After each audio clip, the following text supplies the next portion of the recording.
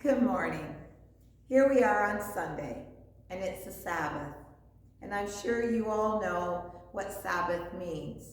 Remember the Sabbath to keep it holy. Means to take time apart from the busyness of life, to rest, and to think about all the positive things that God has done for us.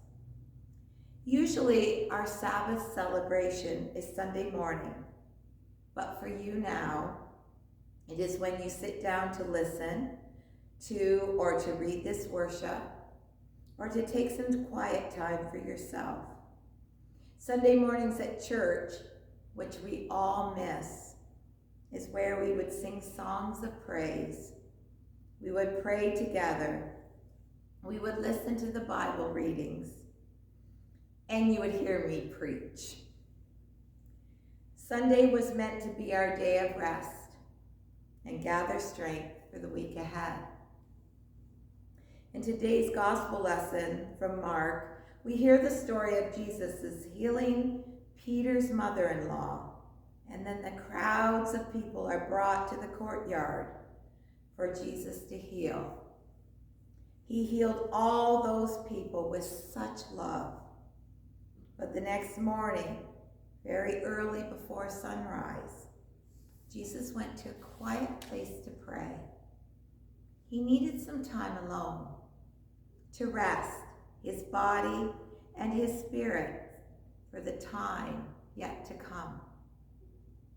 It wasn't long before the disciples tracked him down and pleaded with him to come because more people, large crowds had gathered.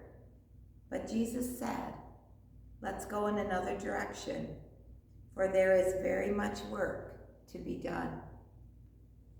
It is like that with all of us, adults, teens, elders, children. We always feel that there is much yet to be done, but we do require some time to rest, to pray, to think about God in our lives, and to ask God to help us.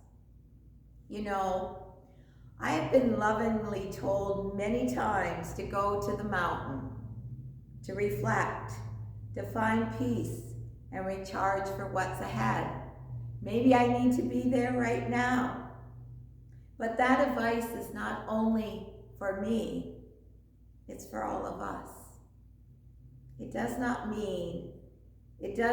only mean to find rest, but it also means to find God's wonders in creation and look deeper into ourselves.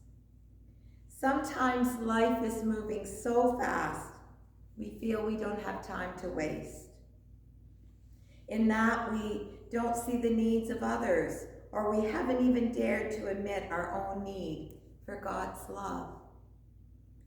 This might sound strange, but we need to become vulnerable to God so God can use us. Because Jesus became vulnerable to the world. Yes, you may be afraid because the world can hurt us. We can become frightened. You might feel downtrodden and weak. Remember that God will lift you up and strengthen you. For that is God's way of loving us, walking with us, healing and protecting us.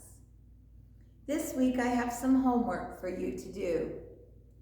Some of you will complain about it, but I know many of us are feeling burdened, many scared, uncertain what the future holds, tired, or just feel you can't face things anymore. Jesus would tell you that if you are going to be ready to serve God, you need to do this. I need to do this. So get some rest. Take some time with God. Just be quiet. Don't speak. Don't whisper. Don't sing. Don't shout. Just be quiet and listen for God's still, small voice. And then listen to God's loving word for you. for it will always begin with, "Don't worry, I'm with you forever. You don't need to fear." Those words are for all of us, no matter what age you are. Find the Sabbath in your life. Whatever day it is or where it is, take the opportunity to find your direction led by God.